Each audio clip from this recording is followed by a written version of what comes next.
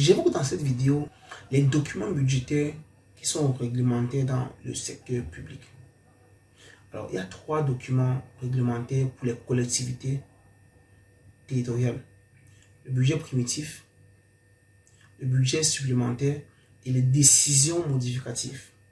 Budget primitif, budget supplémentaire et les décisions modificatives. Il faut préciser que pour les structures privées qui souhaitent élaborer un budget, il n'y a aucun formalisme légal qui leur soit imposé.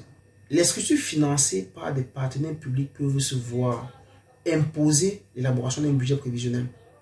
Commençons par le budget primitif. Ok. Alors, disons que le budget primitif permet de prévoir les recettes et les dépenses pour une année civile. C'est un budget qui doit être voté avant une certaine date. En France, je pense que ça doit être voté avant le 15 avril. Et c'est un budget qui regroupe le budget principal de la collectivité plus les budgets dits annexes. Le budget primitif doit être établi avec les prévisions sincères et véritables pour un budget le plus juste possible.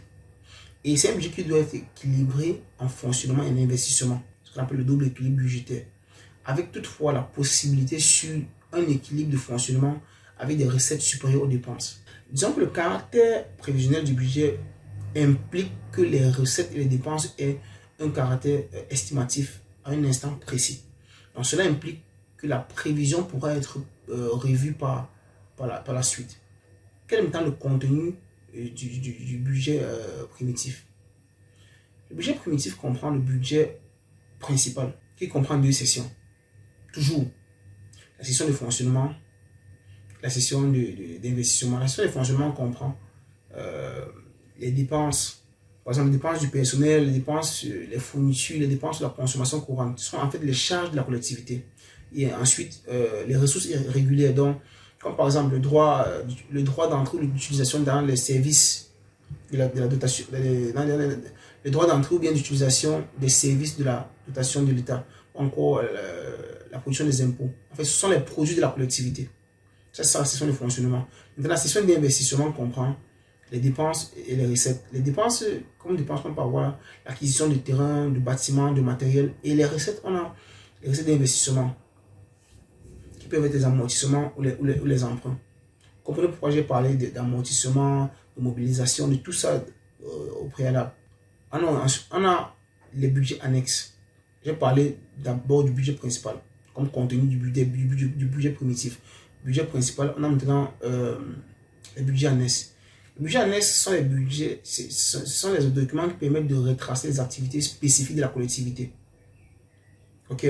Et ces budgets rassemblent les opérations financières des services publics locaux à caractère industriel et commercial, mais également des services publics administratifs non dotés de personnalité juridique.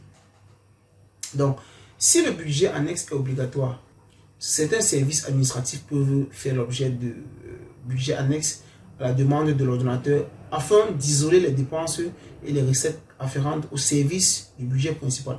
Ça, c'est le contenu du budget primitif. Passons maintenant au deuxième document réglementaire du budget dans le secteur public, à savoir le budget supplémentaire. Disons que le budget supplémentaire, c'est un budget d'ajustement. Et c'est un budget aussi d'intégration des résultats de l'exercice précédent, que le résultat soit déficitaire ou excédentaire. Okay, ça permet d'intégrer le budget de l'exercice précédent, dans de l'année qui précède. Alors, il faut préciser qu'il n'y a pas de budget supplémentaire si la collectivité a déjà intégré le résultat au budget primitif. Passons maintenant à son contenu. Ça comprend quoi? Ça comprend la reprise de la structure du budget primitif. Et ça répond aussi aux mêmes contraintes que le budget primitif, avec l'équilibre, les principes d'équilibre, les sincérités. Passons au dernier document qui est les décisions modificatives. C'est le dernier document. Okay? Dans les documents budgétaires réglementaires, les décisions modificatives. Il faut dire que les décisions modificatives, en fait, c'est un budget d'ajustement qui peut contenir un ou plusieurs points particuliers. C'est facultatif et le nombre est illimité. Alors, Quel est son contenu?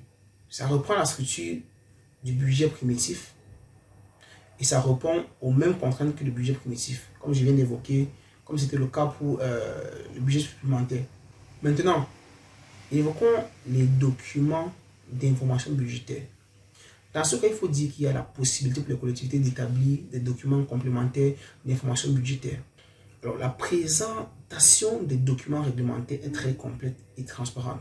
Car ça s'impose à toutes les collectivités, hein, il faut dire le dire. Mais ça ne rend pas l'information très accessible à tout le monde.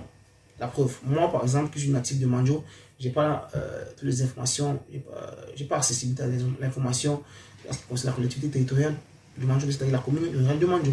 J'en ai pas. Okay. Ensuite, les différents lecteurs des documents budgétaires ne cherchent pas tous les mêmes informations. Je prends par exemple l'exemple.